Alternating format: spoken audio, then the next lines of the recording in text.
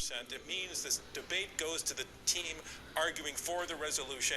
Stop worrying about national deficits. Our congratulations to that team.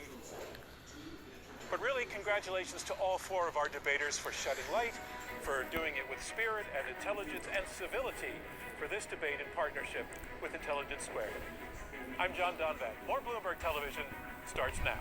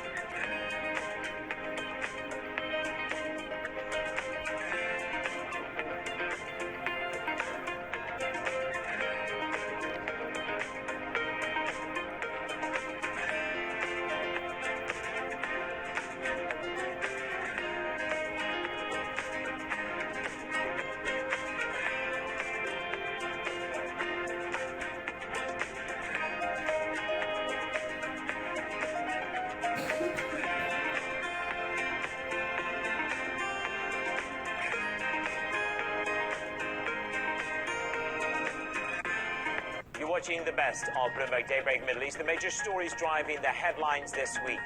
Iran accuses Israel of terrorism after the Islamic Republic's top scientist is killed in a shootout. President Hassan Rouhani pledges payback when the time is right. Tensions rise within OPEC amid disagreements on whether to delay January's output increase. And vaccine optimism boosts global and regional markets. Is there light at the end of the tunnel?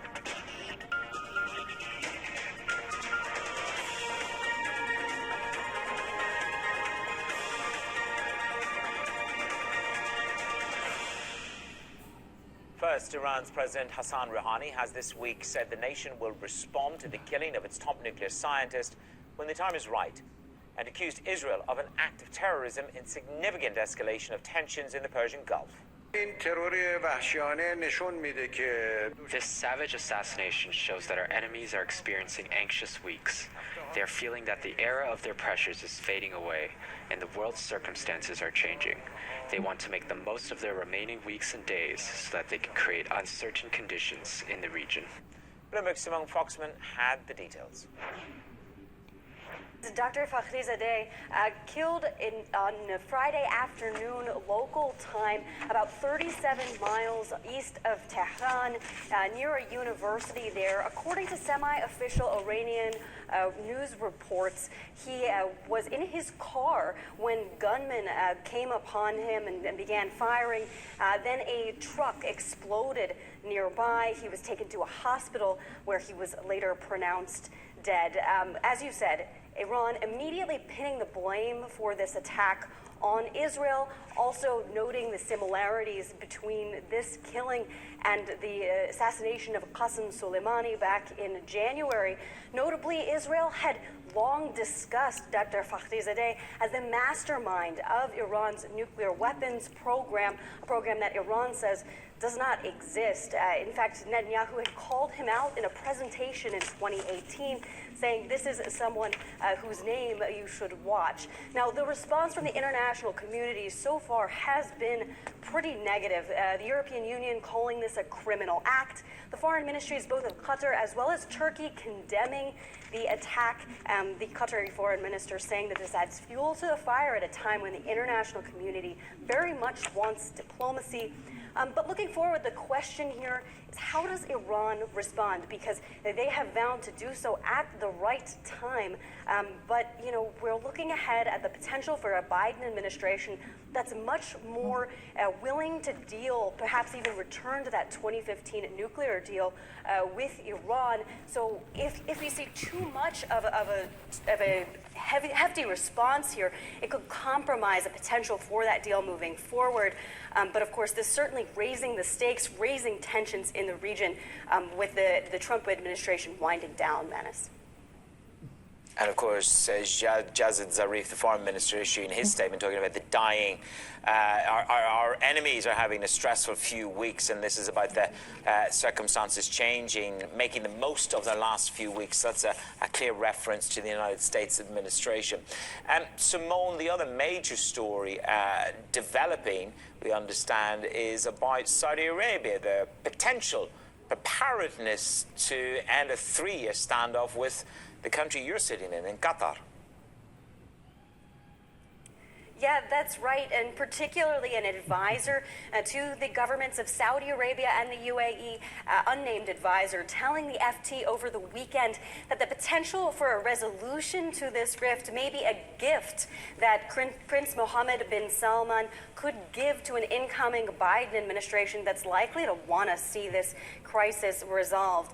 What's very clear from our sources has been that there are discussions ongoing. There have been letters exchanged. There is talk here, but exactly what that talk focuses on, is still unclear, and how close we are to the finish line. Something we've been discussing for over 3 years now. Notably, there have been talks about and reporting about the potential for an airspace resolution, that might be enough to resolve this dispute, at least in the near term. I'm hearing that Qatar not really interested in just a minor deal. They want something much broader, but we'll see. We've heard about talks before. We'll see if it actually comes to fruition this time, Manus. We got more on the situation in Iran and Qatar with Florence Eid Ogden, the CEO and founder and chief economist at Arabian Monitor. I'm afraid, Manus, there's nothing particularly new about all of this, although it's unfortunate, obviously, for the individual and for the escalation of tensions that we're going to see now. Iranian officials connected with the nuclear program have been targeted and killed in the past. Iran has responded in the same way in the past, saying it would retaliate in time and in ways that it sees appropriate. So there's no clarity on what would happen next at this stage. What is amply clear, I think, is that the Iranian Do you think, regime Florence, is that waiting it out. do you think the response, Florence, from Iran may well be more tempered because of the new administration arriving? And let's be frank, both sides need a constructive start rather than a back foot.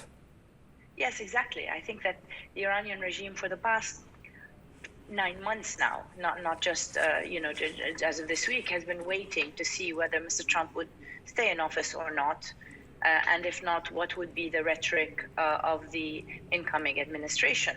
And in Biden's discourse, they're finding quite a lot to work with, I think.